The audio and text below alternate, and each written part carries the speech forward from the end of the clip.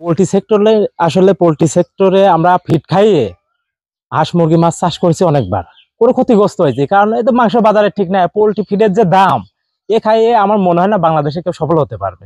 2-4 জন হতেও পারে, আমার জানা নাই আমার এলাকায়। তো আমি তো ব্যর্থ হয়েছি, হয়ে এই পোকা চাষ করে খাওয়াচ্ছি। এবং এই পোকা উৎপাদন খরচ একদমই কম। আপনার চাইলে পরিত্যক্ত বিভিন্ন খাদ্য ওয়েস্ট জোগাড় করে হয়তো কেজিতে 8 থেকে 10 টাকা খরচ পড়বে, আর 1 কেজি পোকাতে 8 থেকে 10 টাকা খরচ পড়বে। আর এই 1 কেজি পোকার মধ্যে যে প্রোটিন রয়েছে ফিডের তুলনায় অনেক বেশি। এবং এই পোকা খাইয়ে দ্রুত হাঁস মুরগি মাছের মাংস বৃদ্ধি করা সম্ভব। আর পোল্ট্রির খাদ্য এমনিতে দাম অনেক।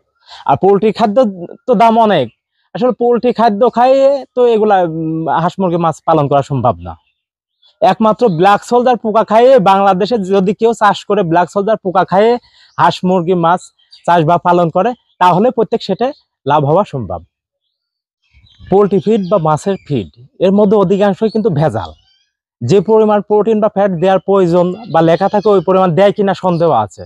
দিলে তো মুরগি এরকম হওয়ার কথা না অনেক ক্ষেত্রে। তো এই ব্ল্যাক সোলজার আমরা যে লার্ভা উৎপাদন করি, এটা প্রাকৃতিক ভাবে উৎপাদন করি আমরা, প্রাকৃতিক খাদ্য খাইয়ে। এটার মধ্যে 100% প্রচুর পরিমাণ প্রোটিন আছে, যা ফিডের তুলনায় অনেক বেশি, এটা আমি শিওর। আর শুধু আমি শিওর না, এগুলা আমার থেকে নিয়ে ল্যাবে অনেক বারবার অনেকে টেস্টও করছে যে ফিডের তুলনায় এটার মধ্যে, এই ব্ল্যাক সোলজার পোকার লার্ভার মধ্যে অনেক বেশি প্রোটিন।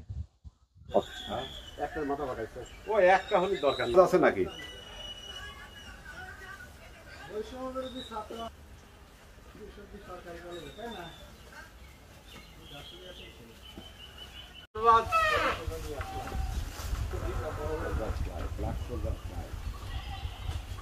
খালি ওনার সাথেই করে, ওনার হাত ধোয়া লাগবে, করা লাগবে না। ভিটামিন না, কামের সময় এরা আবার মোবাইল দেবে।